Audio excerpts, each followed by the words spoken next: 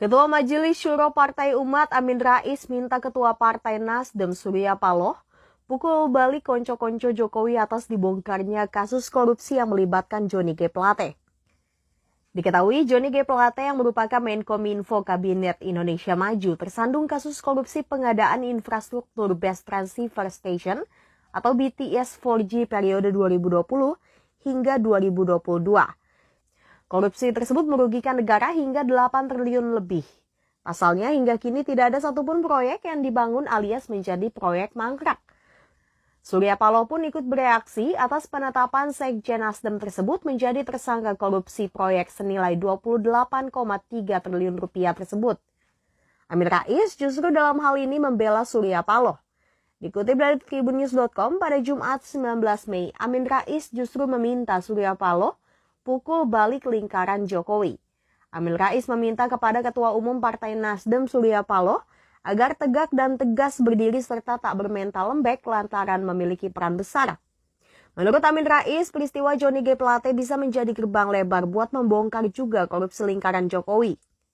Bahkan Amin Rais juga mengatakan agar menjadikan momen ini untuk membongkar kasus korupsi yang melibatkan keluarga Presiden Jokowi. Saudaraku, jadi video singkat saya ini berjudul Bung Surya Paloh, please fight back. Jadi Bung Surya Paloh silahkan pukul balik, jangan hanya diam saja. Nah, salah satu topik politik sangat hangat saat ini adalah perpecahan antara Jokowi dan Surya Paloh. Keduanya pernah bersekutu sejak sebelum Jokowi jadi presiden. Namun sekarang dua tokoh politik ini sudah pisah jalan. Majalah Tempo melukiskan dua tokoh politik penting ini sudah saling membelakangi dengan posisi kurang percaya diri.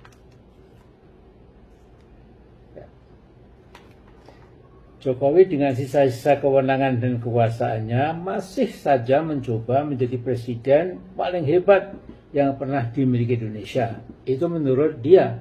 Tapi cukup banyak pula yang berpendapat Jokowi presiden yang tergawat.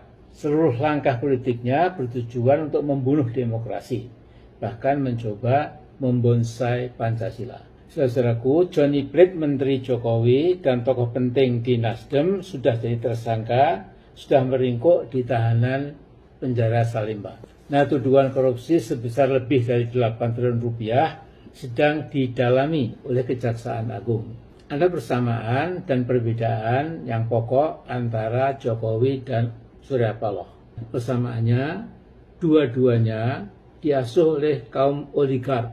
Dua-duanya sangat akrab dengan bandit-bandit oligarki yang sedang dan terus mencoba mengangkangi Indonesia. Nah, Ahok pernah mengatakan, kita semua sudah tahu, Jokowi tidak mungkin jadi presiden tanpa bantuan para pengembang.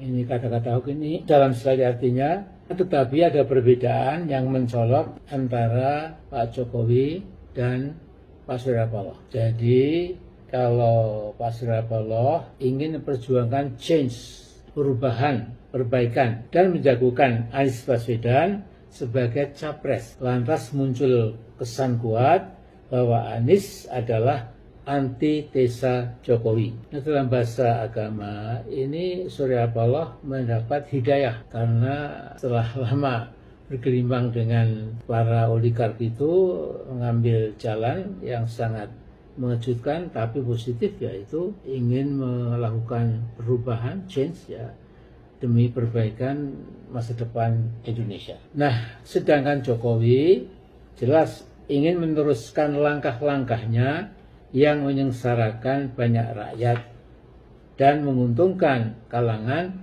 konglomerat dan korporatokrat. Nah, mungkin dalam bahasa agama, Jokowi bertahan dalam dolalah semacam kesesatan.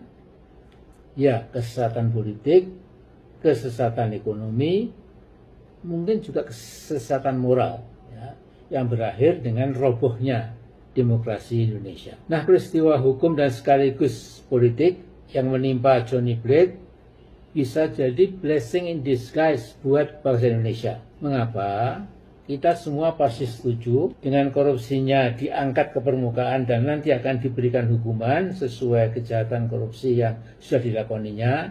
Ini tentu kita dukung. Tapi jangan sedikit pun lupa bahwa konco-konco Jokowi, bahkan mungkin anak dan menantunya, bila ditelisik betul-betul, ternyata juga bisa dimasukkan ke kategori pelaku kejahatan korupsi. Nah, singkat kata, Pak Paloh harus tegak dan tegas berdiri. Maaf Pak, jangan berminta lembek. Ini Anda punya peran besar sekali. Nah, peristiwa Johnny Blade bisa menjadi gerbang lebar buat membongkar juga korupsinya konco-konconya Pak Jokowi. Setahu saya, Pak Muhammad Prasetyo, Jaksa Agung sebelum yang sekarang, Pak Burhanuddin, pasti punya segepok dokumen tentang korupsinya para teman-temannya Pak Jokowi. Jadi buatlah konferensi pers yang tanpa tedeng aling-aling, supaya apa? Terjadi saling bongkar antara dua kubu yang pernah bersatu dan kini berseteru. Insya Allah rakyat pasti merasa lega bahagia bila hal ini terjadi. Nah, kemudian terakhir menjadi tugas pokok bagi Presiden terpilih mendatang agar korupsi berskala mengerikan dapat dilindas habis supaya zaman yang